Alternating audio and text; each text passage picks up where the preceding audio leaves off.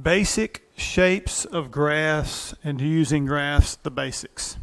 So let's take a look at some basic functions and what their graphs look like. So the linear function of line, right, y equals x, there it is, okay? Square function, y equals x squared, you have a parabola, right?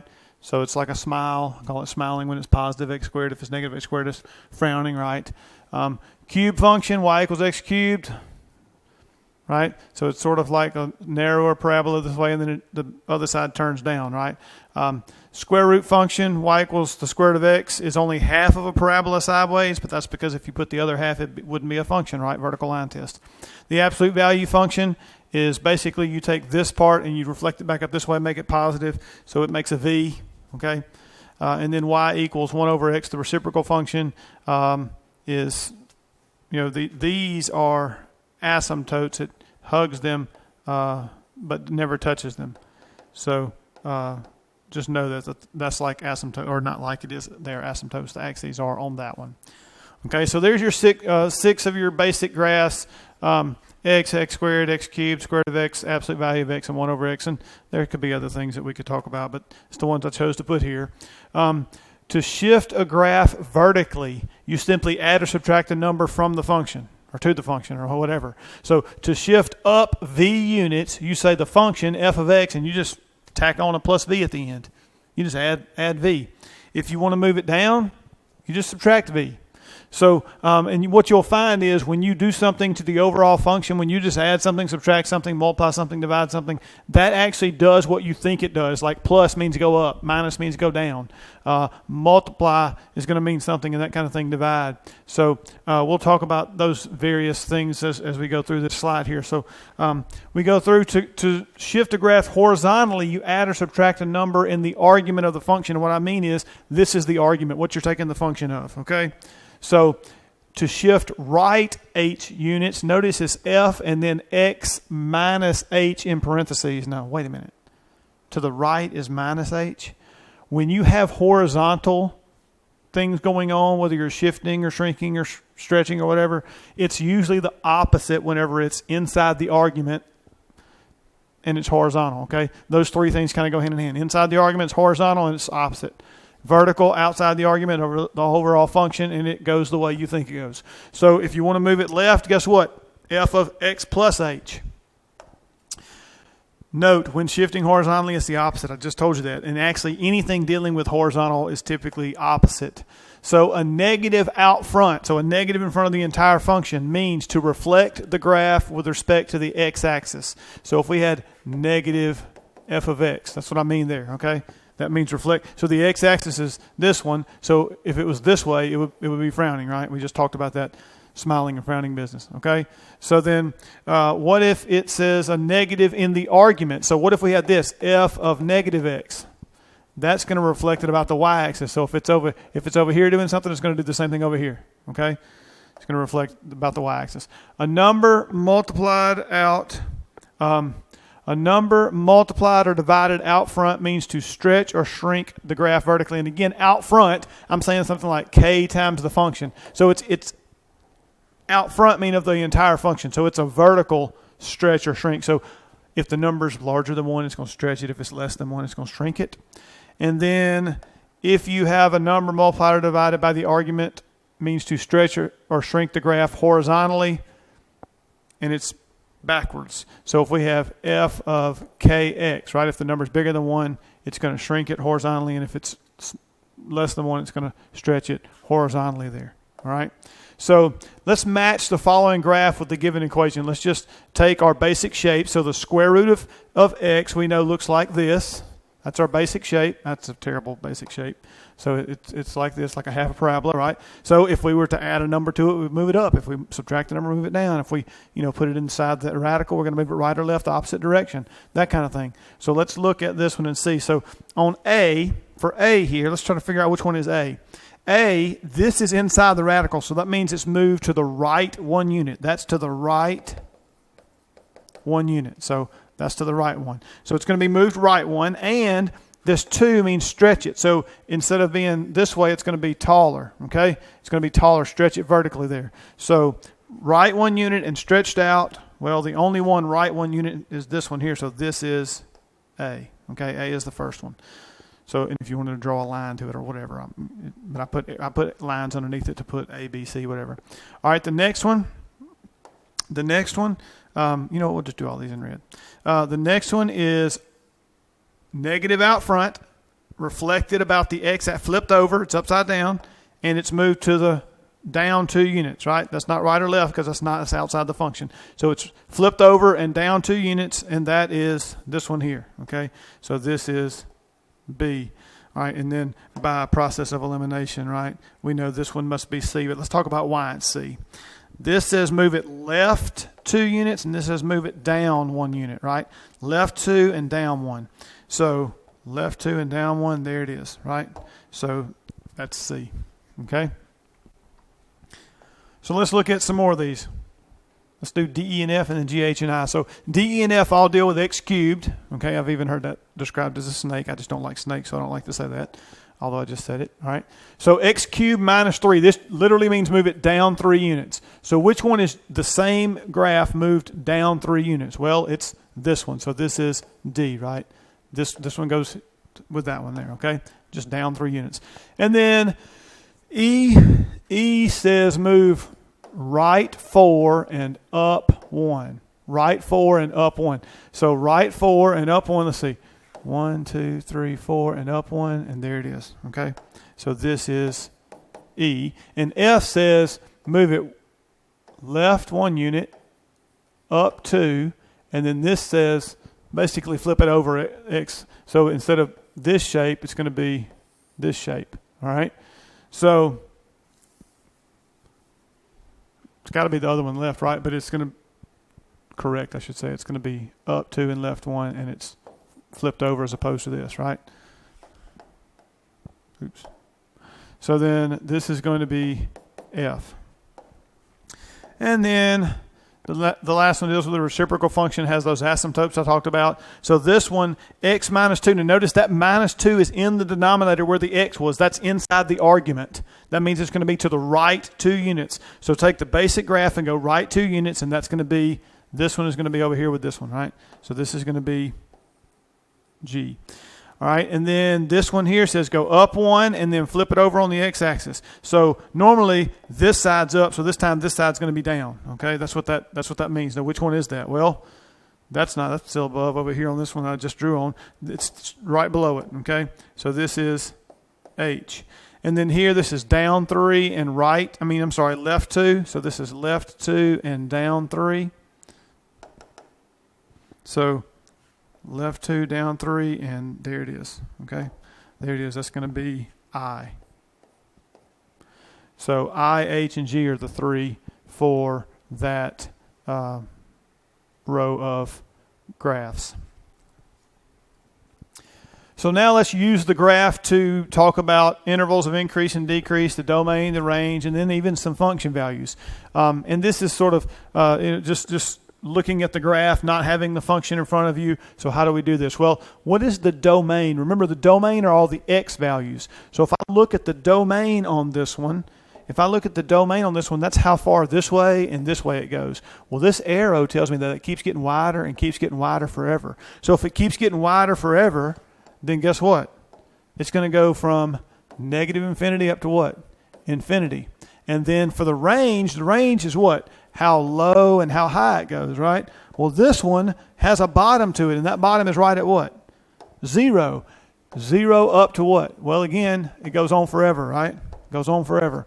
So, but here's the deal. If we didn't include 0 on a graph like this, it would have an open circle, okay? Since it doesn't do that, we can assume that point exists, and it's at 0, so we're going to have a bracket on 0 and a parenthesis on infinity. You never include infinity, but on the 0, we're going to have a bracket and include it. All right? So where is the graph increasing, decreasing, and constant? Increasing just means from the left to right, it's going uphill. All right? And then from the from left to right going downhill is decreasing, and from left to right, flat is constant. And the definition of increase and decrease and constant are such that you have I believe that it is going to be what we call open interval, which means they're increase and decrease and constant are always going to have parentheses. You're not going to worry about endpoints with that because the point past it is not continuing to go down or whatever. And you get into maximums and minimums and that kind of thing. So here, like this would be called a minimum. This is a minimum. This would be called a maximum, for what's around it there. I didn't write that on here, but just right, exactly what you would think it would be, the top of a hill, the bottom of a valley, or in this case, a V almost. So this thing is increasing. So here it's going downhill, right? Then it's going uphill, downhill, uphill, right? So it's going uphill from x value -4 to 0, okay? X value of -4 to 0. So -4, 0. We said they're going to be open, right? And then does it increase anywhere else? We said it increased here, right? From 4 forever, right? So from 4 out to infinity, and the way we tie those together is with a union symbol, okay? With a union symbol. So I'm just going to draw this back here, here, and here. My breakpoints, it goes down, up, down, up. So then we already took care of that increase and that increase. Then about decreasing, it's going down from negative infinity all the way up to what? -4. And then we're going to tie that together with the union and just go down again from 0 to 4, right? I know it's 16 up here, but I'm talking the x value is where you increase and decrease from.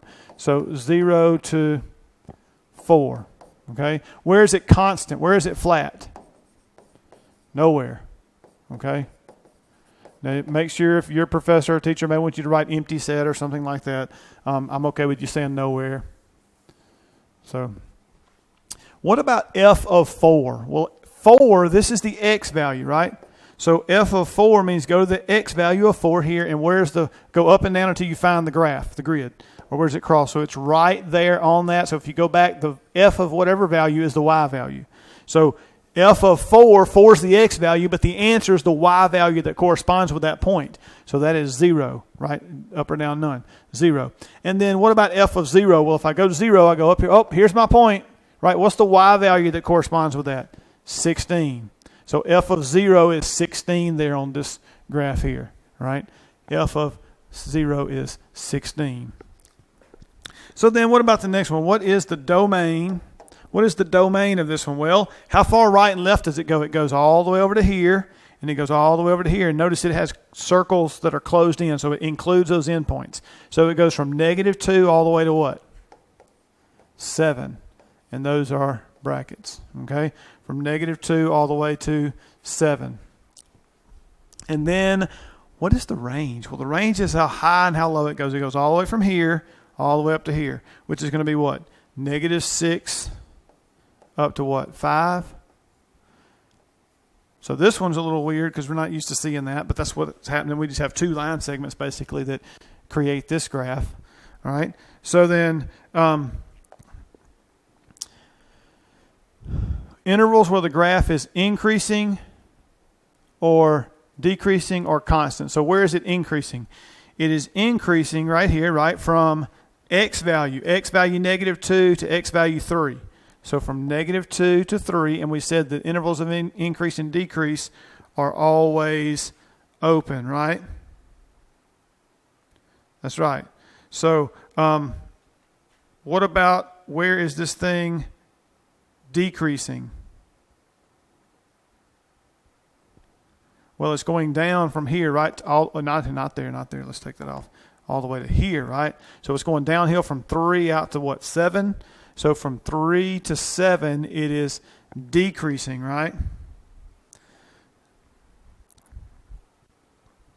So then, where is it constant? Where is it flat? Again, this one is constant nowhere. It ain't, all right? So it's not constant anywhere.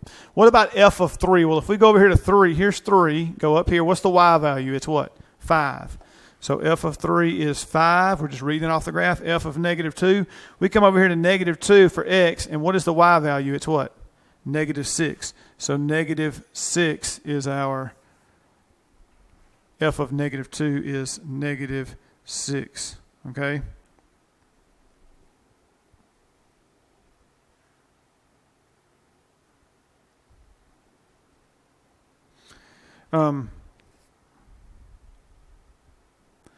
So then let's look at another one of these, or two of these actually.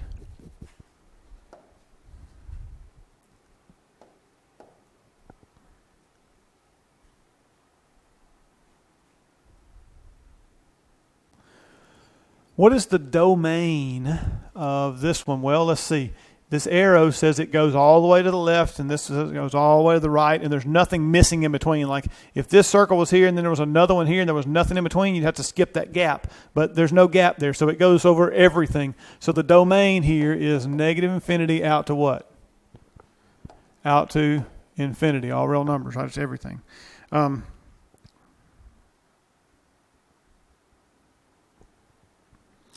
So what about the range? How high and how low? Again, this goes up forever and down forever, and there's no gap in it. It's continuous, so to speak. It's connected. So this is negative infinity all the way up to infinity. The range is everything.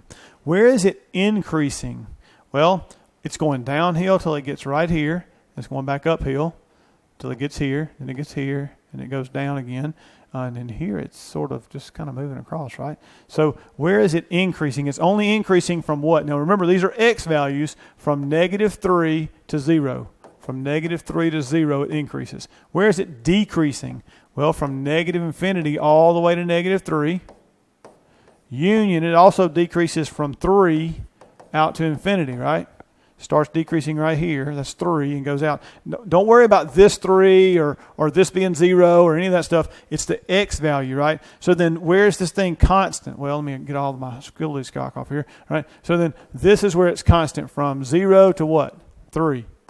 From 0 to 3. All right. So what about f of 5? Well, we come out to 5 and we come down and then we go across and say, oh, that must be what? Negative 2. Negative 2, and then we say f of negative 3. Well, negative 3 is right here. What is that's going to go straight out to 0, right? That's 0. That is 0. So what about the domain of the next one here? Now, this one's a little trickier. This thing goes up forever and down forever. Wait a minute. We have this dotted line here, and that's called an asymptote, right? That's an asymptote, which means the graph doesn't cross it there, okay? That's a horizontal asymptote in this case. You can cross horizontal, but this graph doesn't. And when you have the arrows on it and the line getting closer, this just means that as this thing goes higher, this gets closer and closer, but never touches it, okay? So this thing goes all the way left and right. I guess I should say for domain, I said up and down, all the way left and right, okay? So it goes from negative infinity out to infinity, but wait a minute, I left space because we're leaving out, I should have talked about the vertical asymptote. I was talking about range, okay? So forgive me there, all right?